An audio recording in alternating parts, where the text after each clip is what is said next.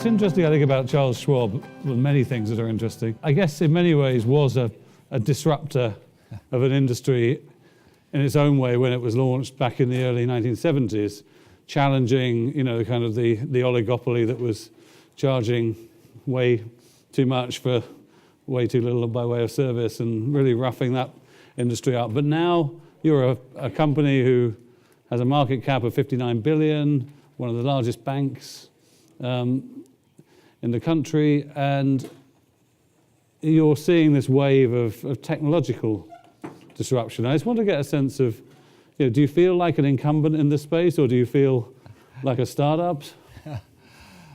Well, thank you, Matthew. First, it's wonderful to be invited to share with all of you today. Thank you. It's a real honor.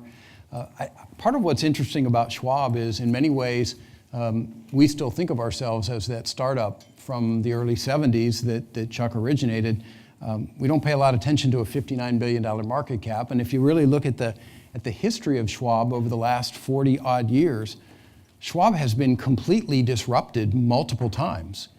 What's maybe a bit unique about the firm is that generally we've done it to ourselves. So there was a point in time in which 90% of the revenue of Schwab was generated via trade commissions, and commissions averaged $70 or $80, which was far less than the $250 you were referring to earlier.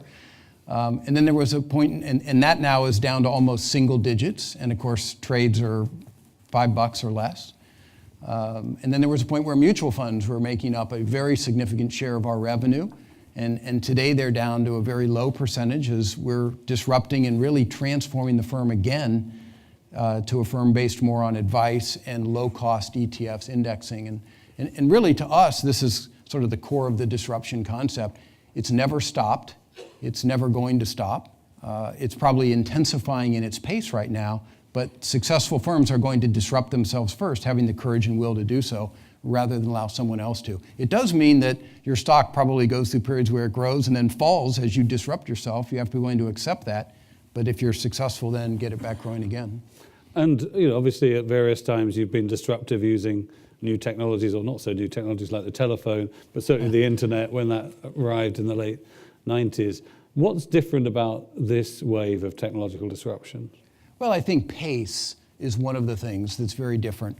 And the other thing I think of that is vastly different is it's not simply front-end implications that we're talking about in terms of creating a higher quality experience for the consumer, but it's also all the way through everything we do.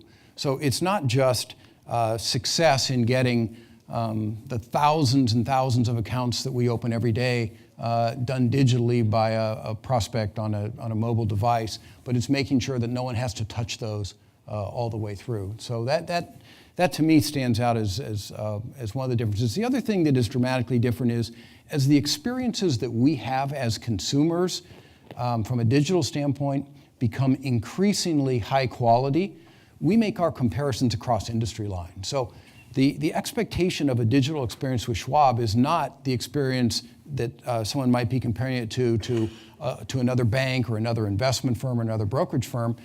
They're comparing the experiences they're having on Amazon or Uber with what they expect from Schwab. And so the bar is dramatically different. It's now a cross-enterprise bar, not a bar that occurs inside financial services. So you used to worry about whether your brokers were out on the golf course like the other brokers or not, and that was the comparator. We don't pay our brokers enough to be on the golf course. So. Whereas now, what would be the comparison that you would say has had the greatest impact on you in terms of another industry changing what customers expect?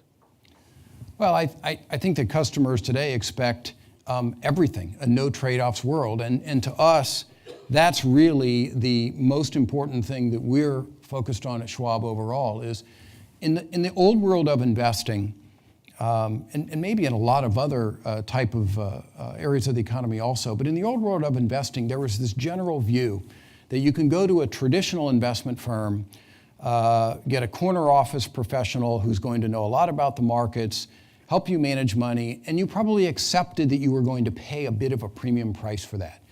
And then you had these other clear-cut alternatives, like maybe a Schwab began in 40, 45 years ago, where you are largely not going to get that same level of professional assistance or advice, but you are going to pay a lot less for it. That whole model is being completely changed today, completely disrupted. People recognize that, first off, this person sitting in the corner office at this traditional firm doesn't have any more insights than anyone else does about where the market is going to head. And second, you can get incredibly high quality professional advice at price points that are extraordinary, that no one would have imagined even 5 years ago. So success in our industry in the future is based on this no trade-offs concept. You can get the best advice, the best service, and still pay the lowest price, which is going to create tremendous challenges across financial services and investment services. Now, from this stage in previous years, we've had both Betterment and Wealthfront on. Exactly. I'm sorry. Talking about how they're using AI and other data tools to really provide people with very low cost, robo-advice. And you have your own robo-advisor. I mean, how disruptive is that? How worried are you by these upstarts? Worried enough to deny they exist. No, high quality firms working hard to do what's right by the client. So let's talk directly, I guess, about what robo-advice or digital advice is. It's nothing new. What it isn't doing, it is taking a risk profile of an individual. It is doing asset allocation based on that. It is investing the money in relatively low-cost underlying investments, ETFs and the like, rebalancing, and doing some degree of tax loss harvesting. That's not new. That's been going on for decades. What's new is that technology is being used to drive the price point down. That's what's new. The core service provided is not new and it is not unique. But the price point is new and unique. And I think it's just a step along a longer journey to this no trade-offs proposition that I mentioned earlier. I mean, certainly, we have our own digital advisory program. I think it's larger than every one of the pure robo competitors added together. But that's not to say that they're not on to something that makes sense for investors, because they're providing a service and at a price point that has not previously been attainable. So it's a step along this journey toward no trade-offs in our world. Where do you see that in 5 years' time? It is very, very hard in a trust business like ours to build sufficient brand to get to the scale to be successful. Ultimately, our business is all about trust. I would say that, and certainly some could argue with this, but financial services or investment services, to maybe narrow it in a little bit, and medical services are two areas of our economy that are just, trust is so critical. Now, that's not me saying the answer is always going to be a human being. It's not. There's some combination of people and technology. But the idea about building a brand and this point in time, as opposed to building up the company for a potential takeout or acquisition by someone, is a great challenge. I mean, just as an illustrated point, we brought in $18 billion in net new assets in August, not gross, net. $18 billion in that 1 month. August is a lousy month. Everybody's on vacation. They're not engaged with the market, engaged with their money. I think that's the total AUM of both of the two firms you mentioned added together after as long as they've been in business. It is hard and expensive to build a trust-based brand. But there's been something about, I guess at least until the recent issues with Uber and then SoFi, the sense that people trust technology maybe more than they trust old institutions, particularly after the 2008 crisis and Wells Fargo more recently and so forth. So is the playing field actually rather more even now than maybe it was 10 years ago? I think what people don't trust is what you say about yourself. They trust your actions. And if your actions and your words are misaligned, there's going to be distrust, and there should be. And the question is, will firms like ours, as well as other firms who are disrupting in the industry, take market share? No question about it. The specific question, can startup firms become major players in the business over time? It will depend. It will depend whether the firms in our industry that are likely to be disrupted have the courage and will to make the kind of changes they'll need to make to avoid being disrupted. I feel pretty confident Schwab won't be one of the firms disrupted. And I guess when I talk to chief executives in many other industries, they're certainly consumer-facing industries. The word Amazon comes up quite a lot, and we're going to be touching on this in the debate at the end of the day. But to what extent are you expecting a big move from one of the four horsemen of the apocalypse in Silicon Valley? Well, there's no question that some of the firms you may be referring to, FANGs or whoever, in that space, have the potential, if they were to choose, to enter into financial services. They could go with a very small step, like is going on in China with, say, an offering of a money market fund, which would have a fairly light regulatory touch associated with it. You'd have the SEC overseeing a division as an investment advisory entity. To go fully into the space from a banking standpoint, that's a huge decision. That is a massive decision on the part of these companies, because they would then be able to do as we do, and that is invite the Federal Reserve into every nook and cranny of our company. Everything we do, every email, every conversation, unfiltered, that would be a massive decision to make. But to me, the opportunity is not what someone might do to us. The opportunity, as well as the challenge, is what we do ourselves. In other words, are we willing to continue to disrupt? Our goal at Schwab is to lower the cost that clients pay, and as strange as this may sound, lower the revenue that we generate per dollar of client assets further and further and further. That is the most powerful moat protecting our business and our business model against any competitor, far more than in any other action that might be taken. Our firm generated 70, 80 basis points per dollar of client assets 20 years ago. We now generate something in the 20s. And we intend to push that further and further down. And as we do that, leveraging our scale, $3.2 trillion in client assets, as we do that, it makes the moat wider and wider and less attractive for some firms to try to at least disrupt us. Now, what's the biggest change you're seeing in your priority in terms of spending on technology at the moment? Well, certainly cybersecurity is a massive issue. It's the issue of our day. It's probably going to be with us for as long as certainly you and I are engaged in the business world. You're not going to be the next Equifax? I think anyone who says that they're confident is naive to say that. You're not just competing for spend and investment against bad guys necessarily. You're competing in some cases against state-sponsored organizations who print their own currency. And as successful as we like to say we are at Schwab, we don't print our own currency. So that is a tough challenge to overcome. That said, you spend enormous amounts of money, hundreds of millions of dollars. And in our business in particular, we have a second gate, and that is getting money out. So getting information is one thing, one barrier that you work hard to minimize the probability of someone getting in, but there's the issue of getting money out. The vast majority of the fraud issues that we deal with in our company are the compromised login and passwords of our clients. It's not us, it's the clients. And to me, that's the major weak link, at least in our industry, with respect to fraud and cyber-related issues. But you're pretty confident that people won't be able to get the money out, even if they can get access to data? Well, they get a little money every so often, and it's infinitesimally small. But these folks are good, right? They're good. They have your login, they have your password, they have your eye color. In some cases, they may even have certain biometric capabilities that they can replicate. They know everything about you. The Equifax-type break-ins don't make that any easier. And so you have to have intense processes. They forward the text messages that go to your cell phone to them.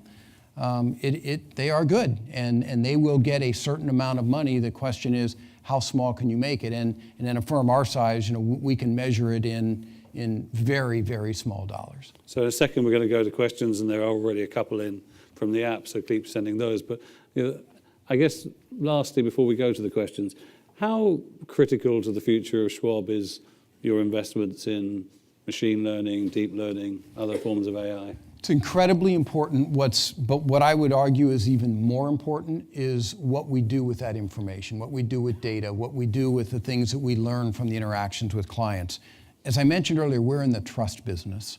And so our use of that information to better serve you as opposed to sell you, to me, is what's famously important. We also have to recognize that we have access to information that is incredibly personal and sensitive. You go to Schwab.com and click on the life events section of divorce. You don't necessarily want us to contact you right away and ask whether there's anything behind that activity. So we have to have tremendous sensitivity around what we do with the data and information. Of course, machine learning and AI is core inside much of what we already do today. If you do call up and you say, boy, I've got a concentrated position in a security, you're speaking to one of our financial service professionals on the phone, I'm a little worried about downside. Our capabilities will not only translate and automate that entire phone call, but can screen through it among the tens of thousands of calls we get every day and go back to you with an option strategy or something to consider to protect yourself from the downside risk of this concentrated position. It's a huge part of what we do already.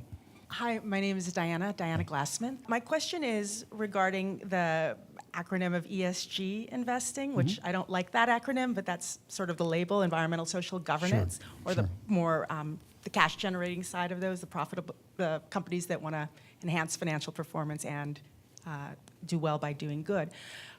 It looks like this is a growth trend, a lot of money going into it, and I'm just wondering, and it has hit the C-suite of every asset manager.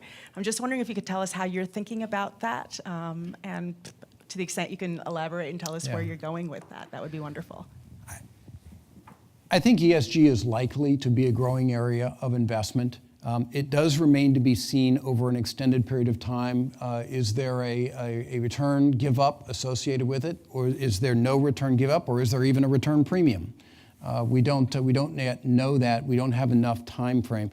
To me, one of the big barriers to ESG taking on a broader role in the flows is bringing the costs down. I'm a little concerned that what I see in the early days of ESG is it's just another way to convince people to pay more. And we all know every dollar paid in fees is a dollar less in the pocket of the people whose money this is or they're investing for. So could technology solve that? I think what's going to happen is you're going to see some large competitors with significant asset management arms offering ESG products at price points that rival that for market cap weighted indexing. And then we'll really see what starts to unfold. But as long as the price points are significant, I think it's going to impede the growth.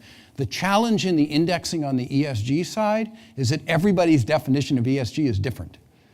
So, we come out with an ESG index ETF that charges 5 basis points, that's great, and that is tremendously disruptive to the active folks doing ESG. But what if in our criteria that we're using, it doesn't match the criteria someone else wants? So to me, that's part of the dilemma in getting ESG growth up to a meaningful scale.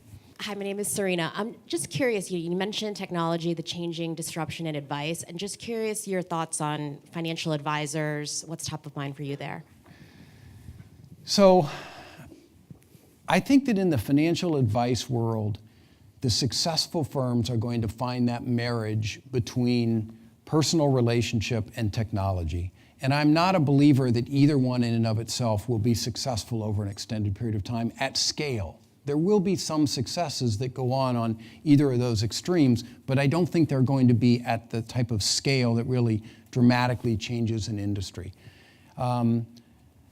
The successful advisory firms in the RIA space are not necessarily the same today as they were 20 years ago, and they won't be the same 10 or 20 years from now because some will get on the bandwagon of digitalization and the leverage of technology, and they'll grow faster than the ones who don't. But the issues are very complicated, particularly in the RIA space, if that's what you were referring to, because in the RIA space, your complications are great. So the time frame of the ownership of the firm might not be in line with making the size investments and the backwards steps that are often involved before you go forward. So it'll remain to be seen, but clearly, in our view, it's a blend of people and technology which will drive the future. So we have a question from the app here, which is, do you worry about the opacity of the wholesalers that handle retail trades? The SEC says that Citadel handles 35% of retail trades, meaning they never make it to the stock exchange? Yes, I think it's a significant issue, and what we would like to see, and I've actually publicly made this statement, we would like to see a requirement about quality of execution, any rebate paid to a retail broker on any trade, right on the confirm for the investor. I mean, transparency is good, and we would like to see that. If Citadel can execute at a better price point for the consumer than going direct to the exchange, well, then that's good for the consumer. But this information needs to be provided to people so they can see it and validate it. Right now, the issue that goes on around what are often called rebates within our industry and things like that is that people don't necessarily know whether they're getting a better deal or a worse deal in terms of the quality of their execution. We need transparency.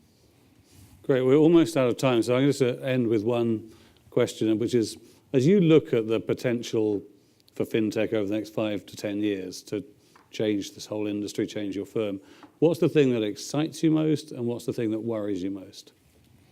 Well, the thing that always excites me is around the benefit to the client. I mean, ultimately, our firm was started and exists today to help a client create a better outcome. And what technology is doing in our firm, has been doing for many, many decades, and will continue to do in the future, is give consumers better outcome. Better quality advice, better service at a lower price, no trade-offs. And that means more money left in the pockets of the people who use services like ours, meaning they're in a better position for the future. So to me, it's always going to come back to the client and whether we're going to help a client get a better outcome. That's what's going to be most exciting. You know, in terms of what concerns me the most, you have to have courage and will. If you sit back in our space, for that matter, in any space, you will be disrupted. And the question is, do you have the courage and the will to disrupt yourself first? And in a public company setting, it's particularly a challenge. You have to be willing to go to your stockholders and say, we're going to go backwards for a while because eventually we're going to go even further forward than we would have. And to me, that is always the challenge for a firm like ours or for any large existing firm, is do you have the courage and do you have the will?